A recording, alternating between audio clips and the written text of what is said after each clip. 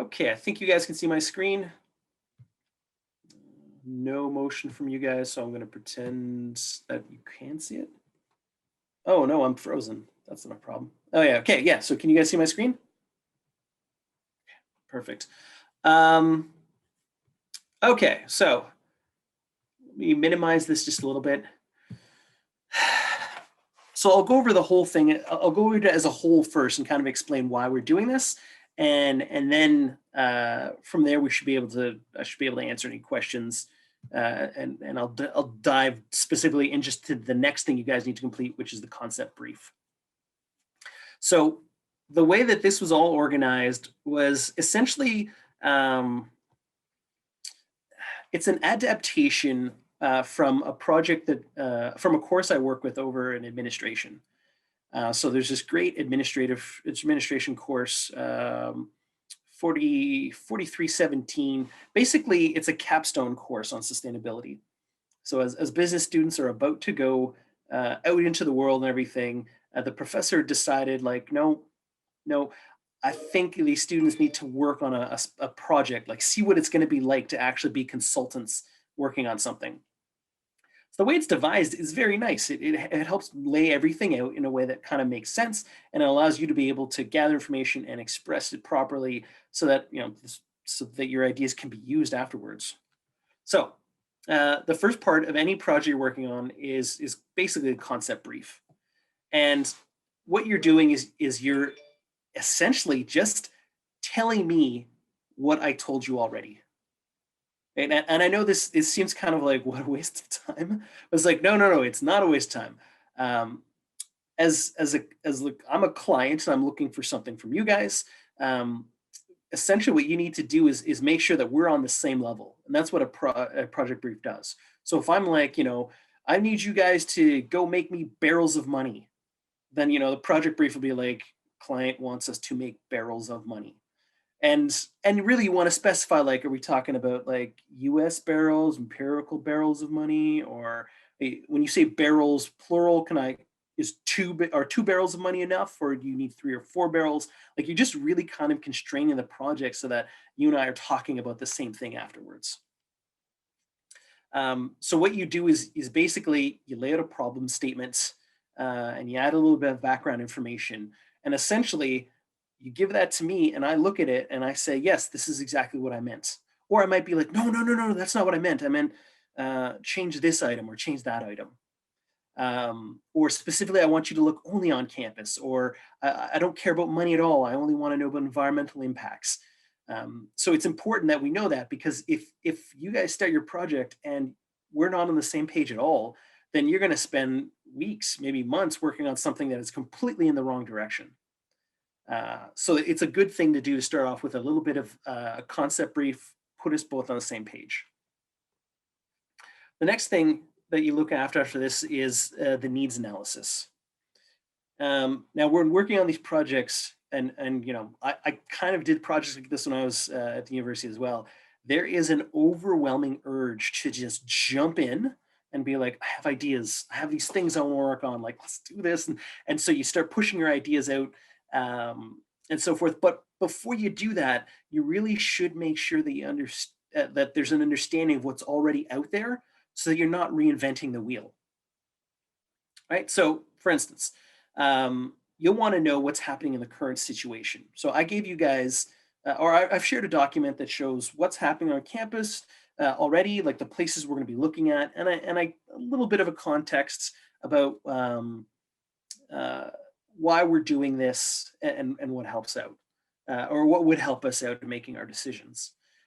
So what you want to do is say, like, okay, here's the current situation as I understand it. And you start out by not reinventing the wheel. Go out and find what other people have done, right? Like, it's not, in this case, it's not theft to go find somebody's idea. If they happen to have a very, like, a perfect solution for what needs to get done, then you go find that solution so that you can propose it over here. There is, in a lot of cases, it's not a question of you trying to completely invent something from new. A lot of times it's the idea of just going out, finding something that would kind of work, and inspiring yourself with things that have already been done. So gold standards, you can find them in a lot of different places. A lot of design firms, a lot of architecture firms, a lot of universities will just brag about some projects they've done in terms of green spaces or revitalizing spaces. So go take a look and see what other people have done. Look at all this stuff and then discern it all and say, okay, these are the best ones that I've seen. And so you'll put that in there and you'll start really defining your terms. So in here, we put something called a glossary of terms, and that's the idea of saying, like, if we're talking about greenhouse gas emissions, this is what I mean greenhouse gas emissions. If I say recycling a space, here's what I mean by recycling. And it just makes sure that there's no misinterpretation about what you're looking at and what your definitions are. That makes sense so far? Cool, cool. Then you're going to start going and doing some data collection. When you're doing your data collection, really we're starting to figure out how this project, some of these ideas might apply to the main campus, right?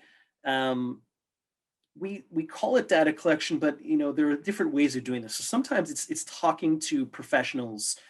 Sometimes it's the idea of doing a survey or speaking with other informed individuals about what could be done, what is happening, what they would like to see. As an example, a couple of years ago, we were looking at adding some bike racks on campus. And if you're going to put some bike racks on campus, there's a simple way of doing it, right? We could just look at open spaces and say, like, there, that works. Let's put those in there. But if you start digging into the concepts and the ideas that people bring up, like maybe there are other things we should consider, as opposed to just saying what space is available. So we ended up doing some surveys. We asked people, like, okay, where do you want the bike racks to actually be and why? And so we were seeing a lot of things, people saying, like, as close to the entrance of a building as possible. Like, I want it underneath a security camera. I want lots of people walking around it all the time. I want it to be convenient. I want it to be safe. Something we hadn't considered. We were going to put it in any open field or anything that we could, but these make good points. Then we also consulted what the city of Ottawa had in place as best practices. In terms of, like, how many bike racks you should actually have and what placements make sense and when you put a bike rack versus a bike locker and so forth. So we're like, oh, that's a great information thing. I'm glad we found that. And we also went to I guess it's this group that works on bike services, and they've created a tiered system for bike-friendly campuses and businesses. And so we dug into that document as well, and we looked at, like, all the best practices that make for good biking, and especially things like how far to space your bike racks apart, so that people aren't backing into each other or they're trying to force bikes into a space. So all this became, really valuable for us to go out and measure things, figure out how many racks we already had, speak to some professionals or some certifying bodies, collect survey data in terms of what should be done. And that's what this whole data collection point is about. So this is you going out and proving the actual environment, the situation. And sometimes it's just about going online and you can find this information.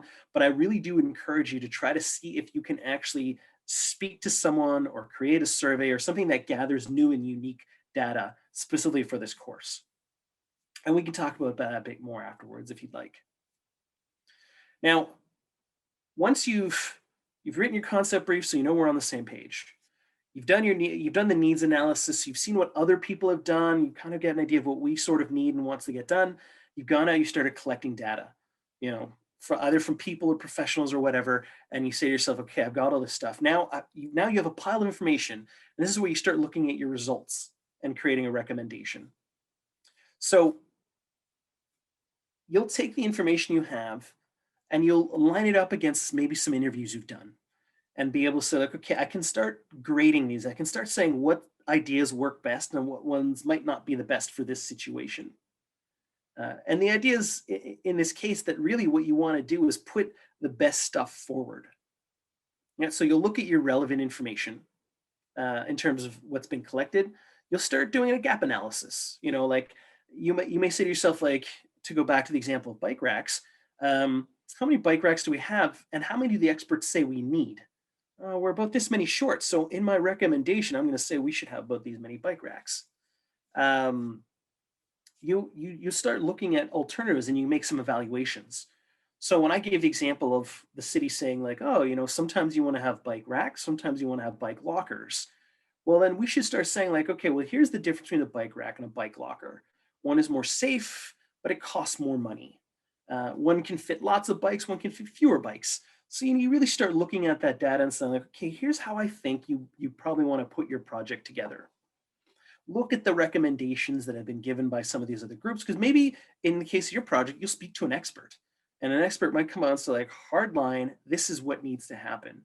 In which case you'll say, okay, we're going to try to build to that standard, or that's what needs to get done. And from this, you should be able to create an analysis or a matrix or a grid that kind of brings your best ideas to the top. And of course, when you're writing this, put in any limitations that might be expected. So sure, we could add, bike lockers instead of bike racks, but a bike locker can only have one bike, and we need to be able to store like 200 bikes. So 200 lockers might not be realistic. It would cost this much money. It would take this much space. Really, for you, the idea is you're just putting this information, this data in there to say like, here's why I wouldn't recommend doing this. Maybe it's too expensive. And then any additional information you have, throw it into your appendix. And I mean anything, videos, an interview, put a data file in there, whatever you want. All that information ends up being relevant for me. So this is kind of the overview of how you'd put all your information together. Now, this being said, I'm going to run through the example that I think was shared with the course in terms of, I believe it was green roofs. Is that the one that you guys received? I guess I could just double check this myself really quickly. Yeah, we got the empty roofs report and the green lab report. Okay, perfect. So let's, I'll go over the green roofs one as an example. So when I spoke with the group, I said, okay, here's my problem. I have a bunch of empty roofs on campus. I don't know what to do with them. That was it. That was just the problem. It's like, there it is. I don't know what to do with them. Figure it out for me. So they came back, and you'll see like there's like a concept brief or specifically like something that lays out the problem statement.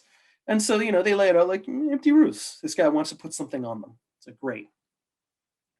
So the first thing they do is they immediately go and they scan around to see what other people have done. Again, that idea, you don't need to reinvent the wheel. In fact, if you are trying to reinvent the wheel, now that's not to say that you shouldn't add original ideas.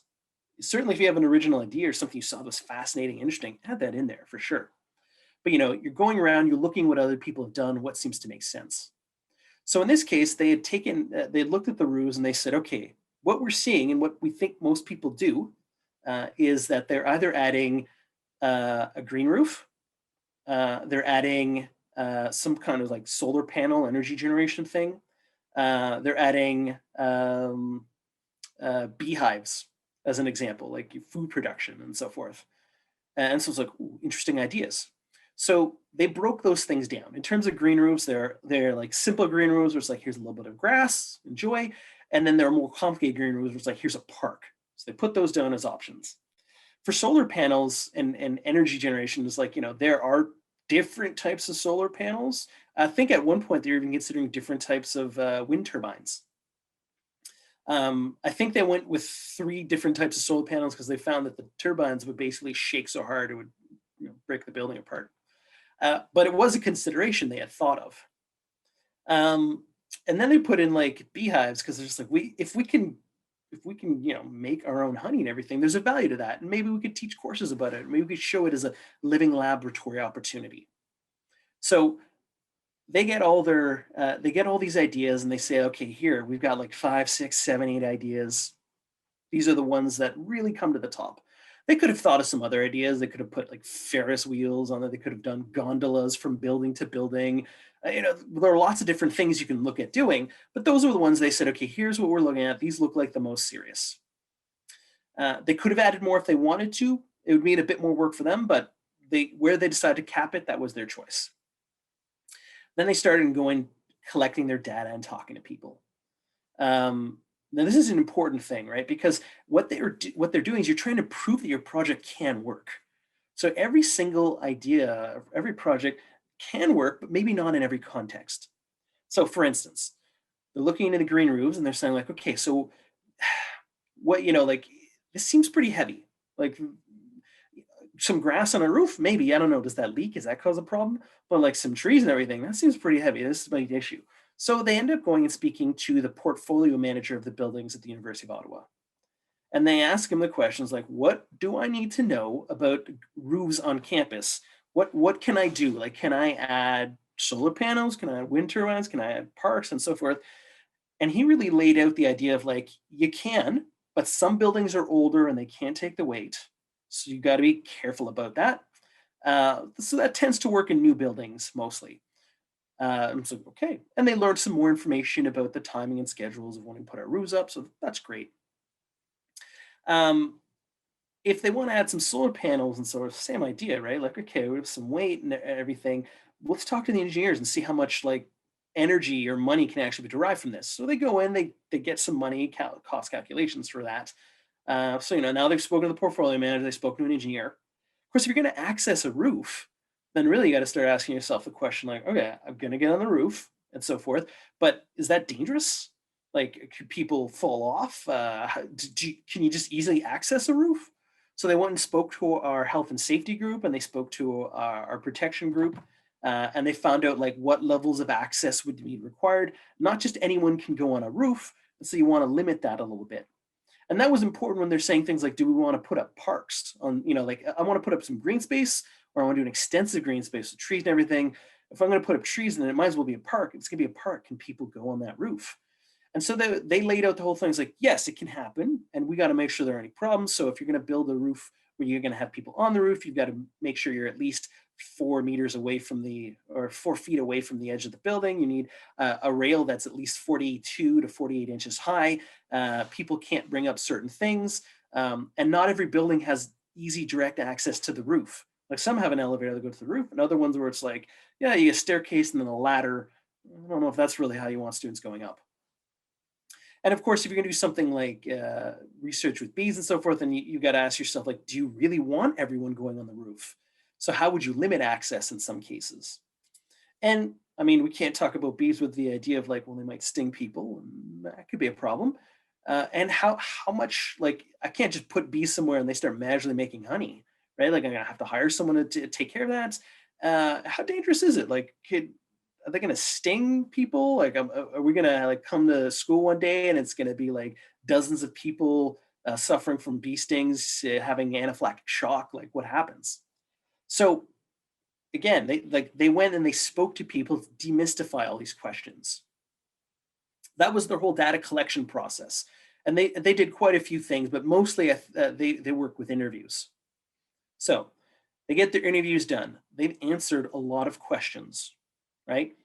But they wanted to go a little above and beyond. That's why we use the example of the green roofs. They put a ton of work in that.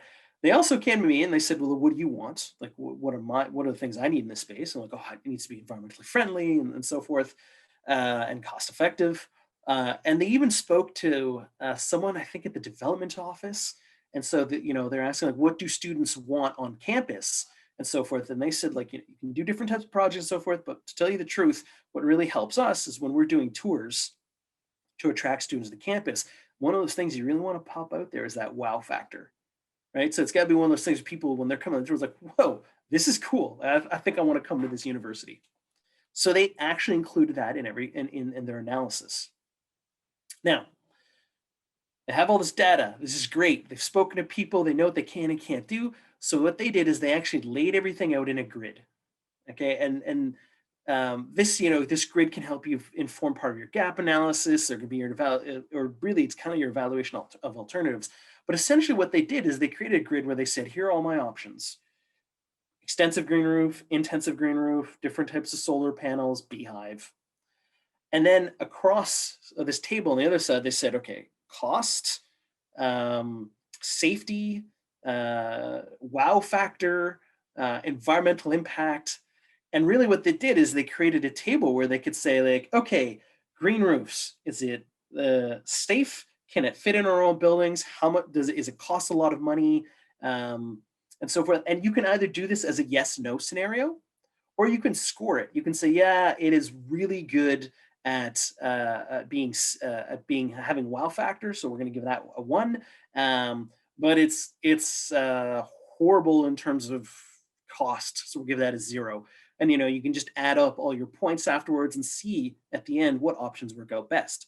So I encourage you to take a look at that report. You can look at all the reports. They're broken down that way where you can see like here's what our options were, here's all the factors that were involved, and then they just kind of add up the points afterward and see what works best.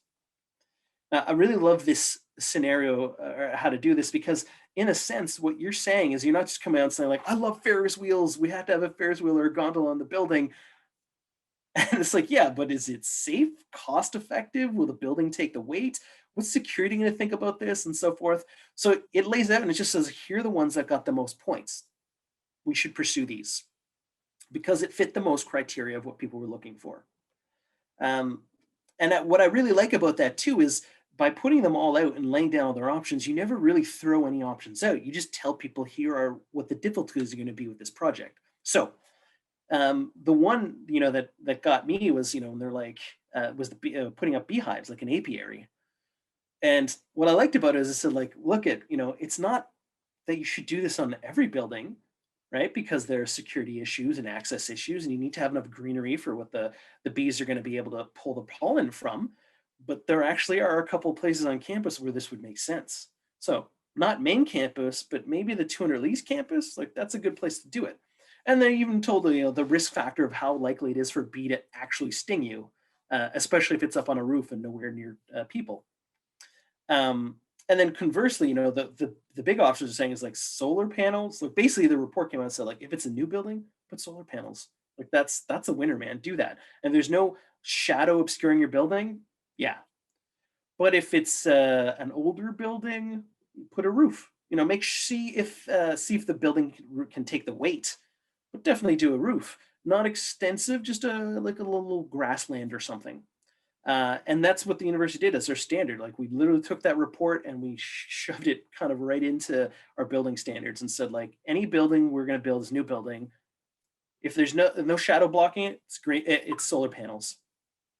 If there are shadows blocking it, green roof. And we actually even applied that not only to new buildings, we've applied it to all our retrofits as well. Same thing. Can it take the weight? Yes. Here are the options we should go through. We can just run through that. Now, I don't know if there are any questions at the moment about like how this whole process works, but please, if you have any, now would be the time before I move on to something else. I just have a question about the problem statement. Yeah, go for it. When we're doing it, would it be about specific to our site that we're working on? Yes, yes, Okay. exactly. So like when we're doing the green tour, the idea is like, here's your space, here's some of the issues related to it. This is what works and what doesn't. So Rebecca, which space do you have? I'm working on Park X. Yeah, so Park X, good example. It's shredded up in terms of lots of different areas around it. It's a high population area. Lots of people come through it. So when you're looking at your space, you can say like, we have this space I'm working on. We want to improve it. We have a whole bunch of factors to address, like the 10 things I've listed. And the idea is that I'm going to focus on the idea of making it greener or more socially equitable or more attractive as a space. Okay, thank you. Yeah, no worries. And it's the same for everyone's projects. As you go through, you kind of, apply it specifically to your space and to the constraints and context that we saw within your space. Any other questions related to this so far? Okay, okay.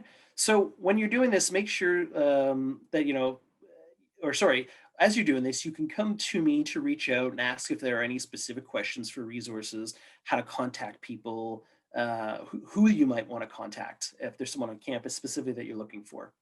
But please, by all means, like as you start to do this, do reach out early because, Staff are busy as well. And so it might take a week or two for them just to even get back to your email.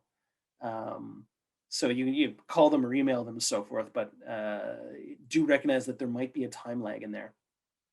If you do get in contact with someone to speak with, make sure you have all your questions ready ahead of time. Definitely let them know what you're doing, who you're doing the project for, and everything. And I'm happy to answer questions if somebody's like, "Ooh, I don't know, is this a legit project? Should I be giving this information?" You can pass along my name for people to come back and speak to me. I'm totally happy to help out in that way. Okay, so Sorry, so would it be oh yeah, okay? Sorry, if we were to email people, is it okay if we just say, yeah, like Jonathan Rousseau, we're doing this project for him, and say that you're the, and that's fine. Do we have to like give you a heads up that we're giving your name in these emails? you can CC me on the email. Okay. That's fine, so that they know, like, oh, I see what's happening here. Um, and I mean, when you contact people, I mean, follow proper etiquette. You know, in contacting them, let them know what you're working on, what the project is. Let them know what you need from them specifically. Try not to make your email too long. You know, don't go into like a 50,000 word thing. And where appropriate, try to talk to them as opposed to just doing it through email. Some people may tell you, I would prefer you did this through email, please and thank you. And that's fine. But like I've worked on a bunch of these projects in the past, and to tell you the truth, like you may have an email where it's just like, it's just this quick question. How should I deal with this problem? But the response is like 2 or 3 paragraphs long.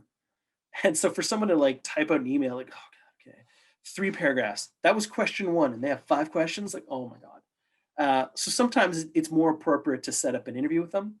And in most cases, what I do is both. I say, like, here are the questions I'm going to ask you. Uh, do you mind if we have a phone call to talk about these, or would you prefer to answer online? Okay. If oh, sorry, does that help, Serena? Yeah, I was just gonna say thank you. Oh, no worries.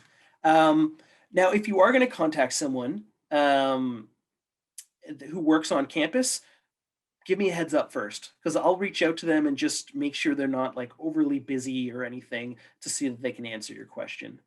I don't want, like, especially with projects like this, there's a tendency to say like, who deals with green spaces? Like, who are the groundskeepers?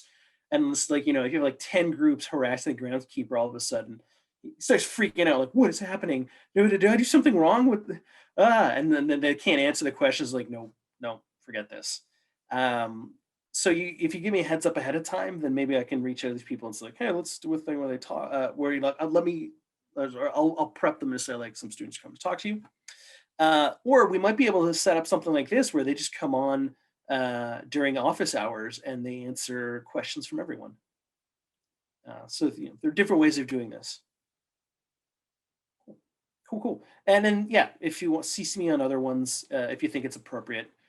So in a case of like if you're working, I don't know, let's say you're working on parking lot X and you say to yourself like, I need to speak to a landscape architect. Okay. Um, you contact a group that you saw somewhere online. She's like, wow, these guys did a really cool project and so forth. And you reach out to them. You probably don't need to contact me in that case to say like, I'm going to be talking to an architectural firm in Pennsylvania. Like, okay, yeah, uh, sure, that's fine. But do understand too that a lot of times people, when you say you're doing something for the University of Ottawa or for any company or group or so forth, a lot of times some people will be selling a product. So they might immediately say like University of Ottawa wants to buy one of our solutions. And they might start sending you a bunch of stuff being like, for a mere scant $2.5 million, we can do this whole thing for you. I have your buy-in, right? And you're just like, no, God, no. So of course, do let them know, like, I'm a student, I'm working on a project, we're evaluating things for specifically office campus sustainability. That way, if someone does come off afterwards with like trying to sell products, at least it'll come just right to me and I can deal with it from there. But okay, if there are no other questions, I'm gonna go specifically right into the concept brief. No questions, perfect, okay. So like I said, concept brief, it's a one pager. It's a re-summarizing the context of what we're looking at, right? So you saw the map. You saw the green tour. You can see the problems that you've been given individually in your groups and so forth. And so, restate all that. Make sure that you include, not too deep into detail, but try to be as detailed as you can. And the idea is that after what you've, like after you've written the background of what's happening, and then specifically what you're trying to resolve, and this is important, right? Like, so I listed 10 issues that we're trying to take care of, like health and well-being and the environment and social gathering and so forth. Um, but you don't have to address all 10, obviously, right? Like I don't think you could address all 10 in one go, but you can either at the start say, I really want to focus on these 2 or 3 issues, or you might just list them all, like here they all are, but I'm only going to address whichever ones make the most sense to me. Um, but this will help give that context of how you see the problem, how you want to take it, and then afterwards I can look at it and make sure that we're all on the same page. Right. So I wouldn't want one of you saying, like, okay, I think what John is telling me is that he wants me to make a giant mountain in the middle of campus that people can rock climb. This is what he's telling me. I feel it, and it's like, no, no, that's not what I'm telling you. So put that concept brief out about 1 page, and everything, and it's kind of it reaffirms that agreement between us that we're talking about the same thing. I'm not sure when their net has set the time frame for that, but I think your concept briefs are due pretty soon. Um, but just alleviate you a little bit. Like, it's a 1 pager and everything, and you can look at the examples we sent out already in terms of saying, like, okay, here's how I would. Here's what I can follow in terms of what other people have already done. So, any questions about that? No, no. Okay, cool. Um, Now, in terms of the groups and teams and everything, so I think people have been breaking out into teams and groups and so forth. Now, some people have not. Um, some people are like grouped with like 3 or 4 other people. Some people are doing it on their own. Um, there's no problem with that. You can stay in a group, you can stay on your own. It's totally fine. If you are on your own, I do want you to know that it is a bit more work, because it's just more work, right? Like, if you're going to go survey 50 students to get their idea of what's going on, or you're going to conduct 3 or 4 interviews, that can be tough for one person. So of course, the expectations will be a little bit lowered in terms of the amount of work they get done. But I definitely will not compromise on the idea that there should be a very clear rationale for why you're doing, or why you've chosen to talk to certain people and highlight certain ideas. And so, like, the idea of how this is all laid out is kind of a very nice, um, how do I put this? Everything leads to an answer where within this, it's not really your decision of what's happening. You're just following the evidence to get you to an answer, right? So if you design the brief, make sure that we're on the same side, figure out a needs analysis, see what others are doing, getting the best thing, collect data. You're talking to the experts, seeing what they say, and then you're finding a way to grade them in terms of what are the best ideas that make sense. Well, then you've perfectly covered yourself, right? Because then afterwards, if I'm like, hey, wait a minute, why did you decide you want to do a green roof instead of solar panels? And it's like, well, because we spoke to the experts, and the experts said this is the way we should go. It's like, so what? Like, see, what if you spoke to the expert? And it's like, well, then we spoke with other people on campus, and they said, here's what we're trying to prioritize on campus, and this makes the most sense. And it's like, oh, okay, well, how did you find these ideas? It's like, well, we did a scan of what people were looking for, either we surveyed them or we saw best practices elsewhere. And it's what you asked for as per the problem statement concept brief. So it's kind of like, yeah, no, perfect. You logically and orderly laid out all the things that need to get done.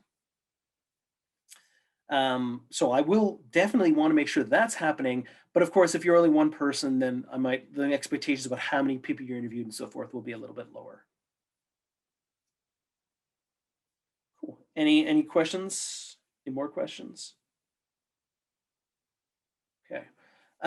So if you at any point, like, if you say to yourself now that like, I chose this, I was going to do it on my own, but maybe I want to partner up with someone else, that's your business. You can do that as well. I don't think there's anything stopping you from doing that. And I think you can speak with her now and just say like, oh, I'm going to partner up with this person instead. That's totally fine. Um, Now, usually when I get questions about, like the first one, the concept brief is pretty easy. One page you're going through. One of the things I start getting is afterwards, like the needs analysis. So where do I find data about best practices and what other people have done and a gold standard and so forth? Um, One of the sites I always recommend is a site called ASHE. It's spelled AASHE It stands for the Association for the Advancement of Sustainability in Higher Education. They're a group that brings together hundreds of university sustainability offices and efforts, and it's all on one site. And on their site, they have something called the Sustainability Hub, and it's like case studies from it's thousands of case studies from universities in North America. So that's a pretty good place to go to try to get some ideas in terms of like, oh, what have other people done? What seems interesting and so forth.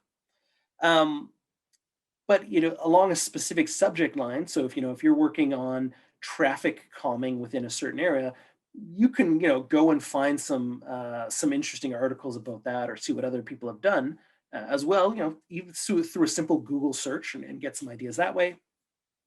I tend to also think about things like Journal of Urban Geography. I think you guys all have access through the library to the journals that have been written. And so you can see some pretty interesting things that have been done there as well in the urban environment to figure out some solutions. Um, like in the end, I'm not going to critique, where you got your idea from. What I'm going to be critiquing is how solid an idea that ends up being once you've graded it out and so forth. I'm sorry, I may have misspoke there. I'm not going to critique your idea. You can have any idea. Like I said, Ferris wheels on top of a building, amazing. But what I'm going to be looking for afterwards is the idea of like, did you figure out all the problems as to whether this could actually happen on campus? Or will this Ferris wheel disaster go down as like the big story of 2021 and the university is like in the middle of the scandal? So try to avoid that one if we can. But as long as you do all the work to make sure that you've checked for all the connecting elements, should be okay. So when you're doing the gold standard and everything, you can look around almost any source, but there are a couple of places where you'll find some focused information. I would also recommend, especially because we're talking about like Ottawa and so forth. So you're saying to yourself like, can I like steal ideas from like Northern Europe? So yeah, okay, you could absolutely, but understanding the context could be a little bit different. Different climates, different cultural needs. So there are groups in Ottawa that work on stuff. The National Capital Commission, and I think that one of the videos was shared earlier about their reconstruction of Westboro Beach. It's a great video, honestly, to take a look at because it shows you how they took an older space, how they changed it so it fit more like what modern needs are. Like how are we going to deal with parking? How are we going to do with more natural spaces? How are we going to get more people and how are we going to bring some business and life to this area? And so groups like the National Capital Commission work on that. And recently in Ottawa, we had a bid for a bunch of groups that were trying to revitalize Le Breton Flats. And just tons of ideas are coming out of the woodwork. So you could see in a lot of design competitions ideas that people had. So that definitely can be used as something for inspiration.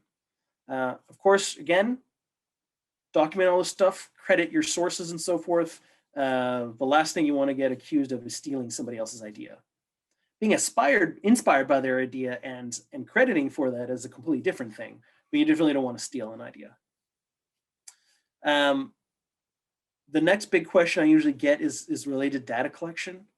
So it's like, John, you said a lot like interviews, you keep saying interviews. Do I have to interview people?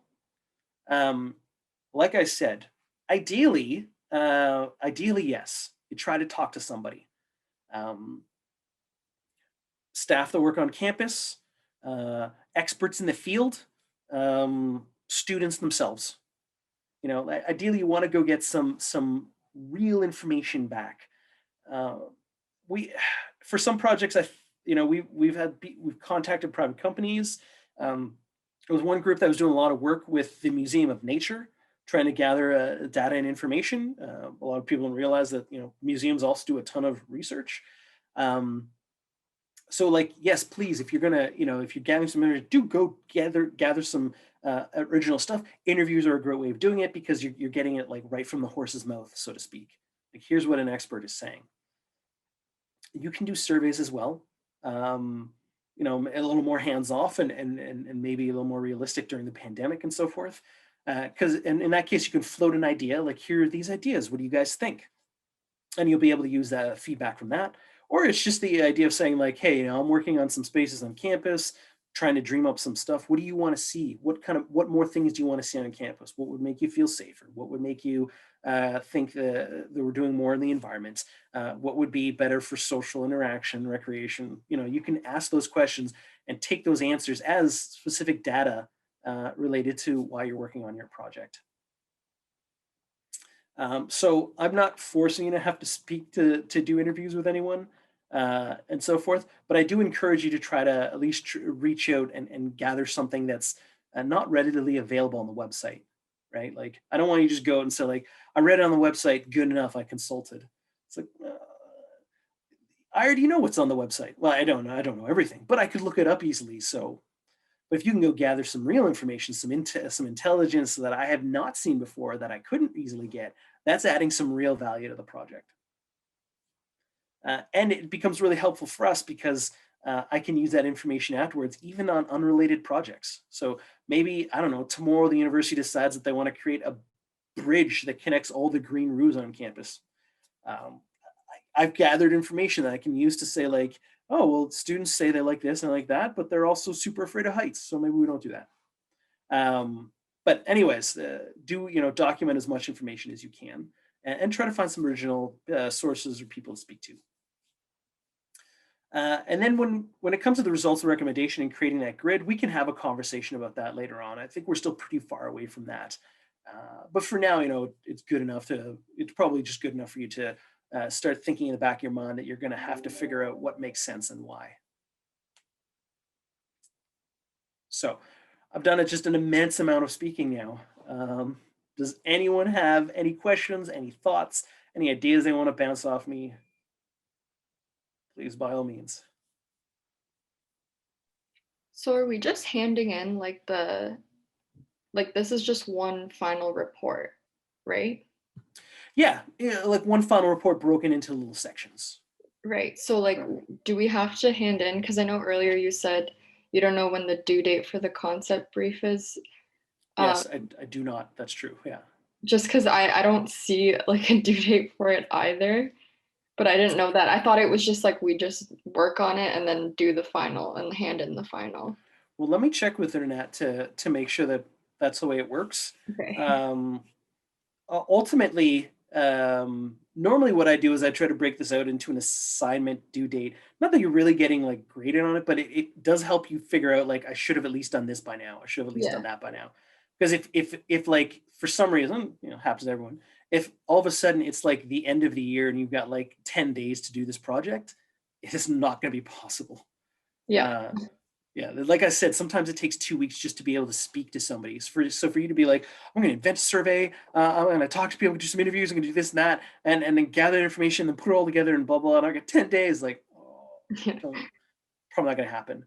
But I'll double check and I'll make sure that a message goes out to say whether they're due on specific dates and people want to see them, or whether it just all goes into the final report. Okay, thank you. Yeah, no worries. On the syllabus, I'm pretty sure it said that like the background research was due on the 12th, like February 12th. Mhm. So is that just like the concept That'd be brief? the concept brief. Yeah. So you just want the one page by Friday, next Friday?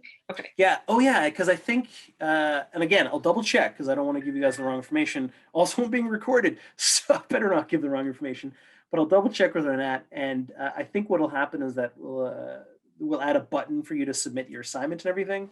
But ultimately, like all these different sections, the concept brief, the need analysis, all that's all going to be sandwiched into the one report. So you're not going to write a concept brief now and then write something else again later for the end of your report. It's like, no, just that's page 1 and 2, here's page 3 and 4, and it all goes together. So thank you, Serena, for the clarification on that. And like I said, I'll make sure that I double check with her to figure out how it gets handed. And just wondering, would we say we got our grade back for the concept brief and there was things we needed to improve? Are we allowed to change it up for the final report? Yes, yes, of course, yes, yes. I won't be responsible for any of the grading because I think that the union would just crucify me if I was just like, I'm good enough to be a prof now. I've decided you get 85%. Like, um, but yes, absolutely do incorporate those changes because ultimately what happens is I take your final report, and the final report is what we're looking at when with our planning team. So it would be weird for them to look at something, say like, let's see here, a 7.5 out of 10, change syntax, maybe explore that idea. It's just like, no, you don't need any of that. So yeah, do incorporate some changes as you go along. Sweet. And any other questions?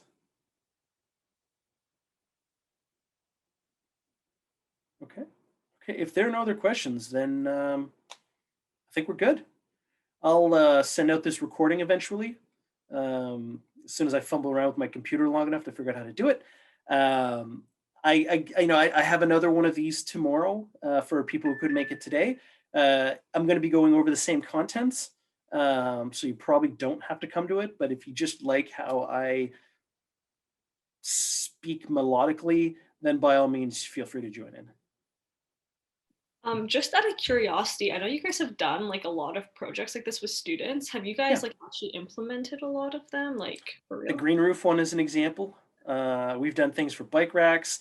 We're looking at the green laboratory one for changes now. The problem is, it was like, yeah, let's talk to people about doing this, and then pandemic. I was like, hold that one for a little while. But usually, what happens is it's not so much that I'm going to take your project and be like, lay it down on the desk, flawless, like implement this. This is policy now. Usually what happens is it's the ideas that we cannibalize and take out and so forth and say like, student had this great idea. And you show it to them and it's like, oh man, that is a good idea. Okay. But it gets modified a little bit because, like our planners will have different realities and an actual budget to work with so they can figure out what can and can't happen.